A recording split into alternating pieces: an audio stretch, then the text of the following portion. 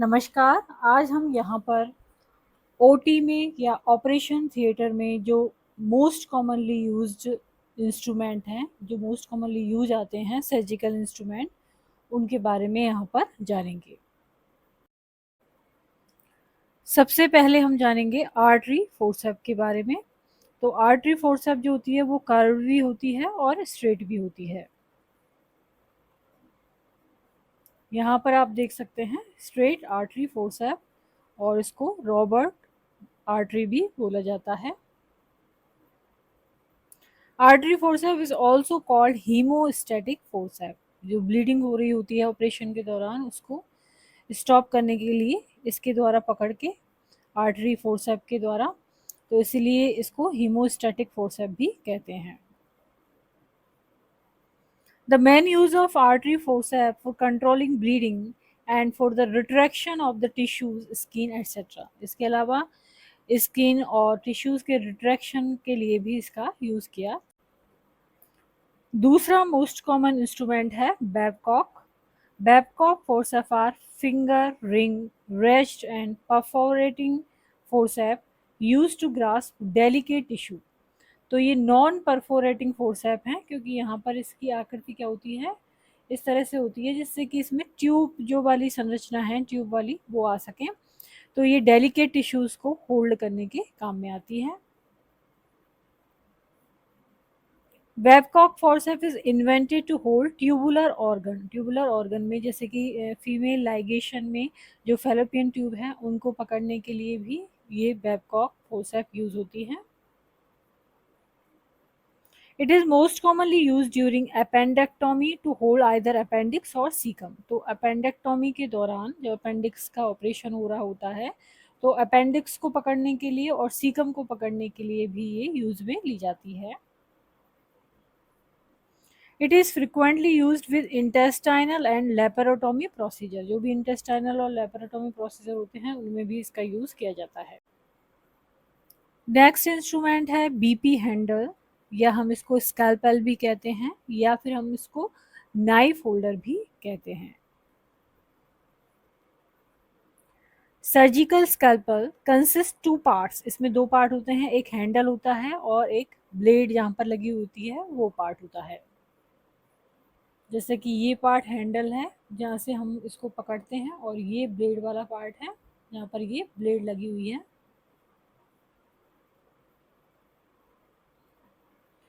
Handle number 3, यदि BP handle 3 number का है, is compatible with blade number 10, 11, 12 and 15। तो उसमें 10, 11, 12 और 15 नंबर की जो ब्लेड हैं वो लगाई जाती हैं बीपी हैंडल नंबर 3 में। Then BP handle number 4 is compatible with blade number 21, 22 and 23। तो इसमें 20, 21, 22, 23 इस तरह के नंबर की जो ब्लेड हैं वो handle number BP handle 4 number का जो होता है उसमें लगती हैं। तो ये स्टार्टिंग में इंसिजन देने के काम में आता है।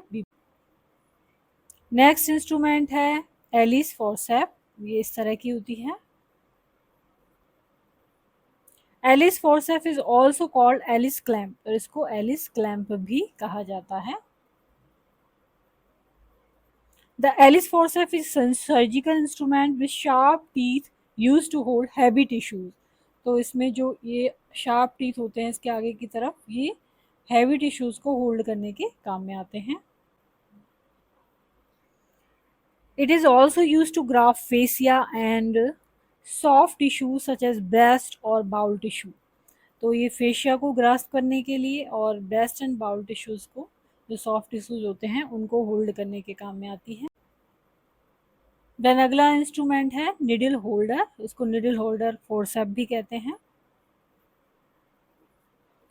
Needle holder forcep is also called needle driver. इसको निडल ड्राइवर भी कहते हैं, क्योंकि निडल का जो भी काम करना होता है वो निडल होल्डर में निडल को पकड़ के फिर स्टिचेस लगाए जाते हैं।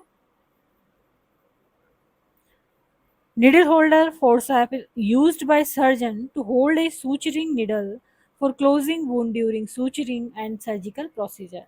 तो सर्जिकल प्रोसीजर के दौरान या ऑपरेशन के दौरान जो वुंड क्लोज करने के लिए इसमें निडल, जो भी सूचर है उसकी निडल से पकड़ी जाती है और सूचर लगाया जाता है, स्टिच किया जाता है। नेक्स्ट इंस्ट्रूमेंट है स्पंज होल्डिंग फोर्सेप। तो ये इस तरह से होता है। Sponge holding forceps are used during surgical procedure to hold sponges and swab।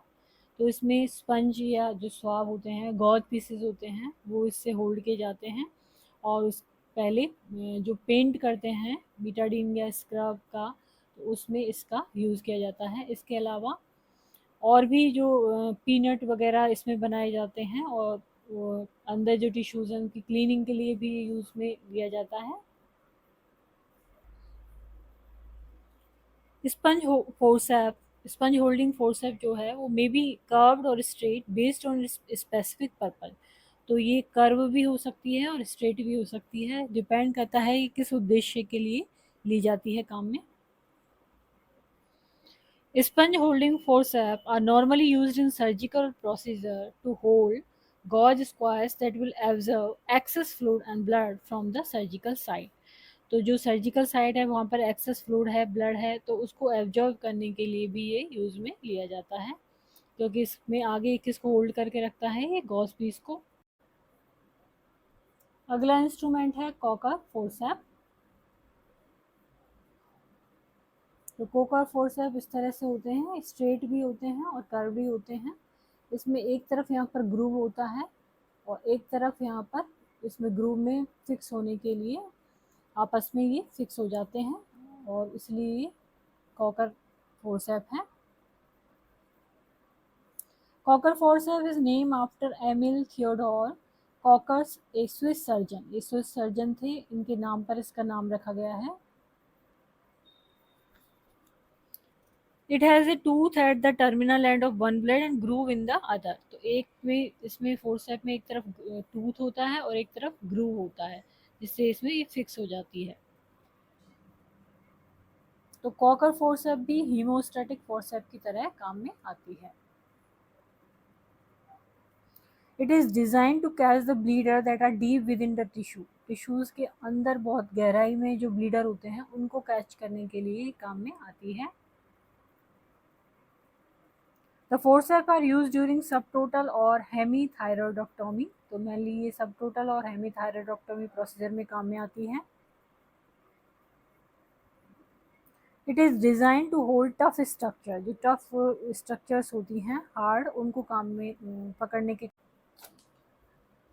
It is design to hold tough structure like palm, sole and scalp. तो ये जो पाम, सोल और स्कैल्प है, इन स्ट्रक्चर्स को होल्ड करने के काम में आता है। अगला इंस्ट्रूमेंट है लेंज़ेनबैक रिट्रैक्टर। तो ये एक रिट्रैक्टर है जो कि टिश्यूज़ को रिट्रैक्ट करने के काम में आता है, मसल को रिट्रैक्ट करने के काम में आता है। Langenbeck retractor are used to hold an incision open. तो जिससे कि इंसिजन साइट पे जो भी हम ऑपरेशन के दौरान कर रहे हैं उसको प्रॉपरली देख पाएँ। Hold back tissues to maintain a clear surgical field. तो क्लियर सर्जिकल फील्ड देखने के लिए ये हम यूज़ में लेते हैं। Lenzenbach retractor is commonly used in neck surgery to retract muscle of soft tissues। जो neck surgery है mainly उसमें यूज़ किया जाता है, मसल और सॉफ्ट टिश्यू को रिट्रैक्ट करने के लिए। नेक्स्ट सर्जिकल इंस्ट्रूमेंट है towel clip. Towel clip is used for grasping the tissue, securing towel or drap and holding or reducing small bone fracture। तो मेनली ये जब हम ड्रेप करते हैं पेंट करने के बाद में, जो सर्जिकल साइट पे खुला रख के और सब जगह ड्रेप करते हैं, तो वहाँ पर ये सिक्योर करने के लिए टॉवल क्लिप का यूज़ किया जाता है। और इसके अलावा जो स्मॉल बोन फ्रैक्चर होते हैं उनको रिड्यूस करने के लिए, उनको एक अलाइनमेंट में लाने के लिए भी टॉवल क्लिप यूज़ की जाती है, जो कि स्मॉल बोन के फ्रैक्चर होते हैं उनके लिए। नेक्स्ट आता है forceps tooth and non tooth. इसमें टूथ वाली फोर्सेप और नॉन टूथ वाली forcep. Non tooth forcep used for fine handling to tissue and traction during dissection. तो जो जिनमें टूथ नहीं होता है, जिन फोर्सेप में नॉन टूथ होती हैं वो, तो उनमें वो यूज़ की जाती हैं फाइन हैंडलिंग में टिश्यूज़ की और डिसेक्शन के दौरान ट्रैक्शन के लिए। जबकि जो टूथ फोर्सेप होती हैं ये यूज़ की जाती हैं टिश्यूज़, डेंस टिश्यूज़ के लिए और स्किन क्लोज़र के लिए। जब एंड में ऑपरेशन के बाद में स्किन को स्टिच करते हैं, स्किन क्लोज़र करते हैं, उस वक्त ये टूथ फोर्सेप यूज़ में ली जाती है। It is also use to manipulate needle and other instrument while operating. तो जो निडल है उसको मैनिपुलेट करने के लिए और अदर इंस्ट्रूमेंट को मैनिपुलेट करने के लिए भी ये यूज़ में ली जाती है। ये यहाँ पर दिखाई गई है नॉन टूथ फोर्सेप। अगला इंस्ट्रूमेंट है मॉस्किटो फोर्सेप। ये इस तरह से होती है और ये भी स्ट्रेट भी होती है और कर्व भी होती है। यहाँ पर ये कर्व फोर्सेप है। Mosquito forceps are used in multiple procedures as hemostat for small blood vessels। तो जो स्मॉल ब्लड वेसल्स होते हैं उनके हीमोस्टेसिस में ये काम में आती है।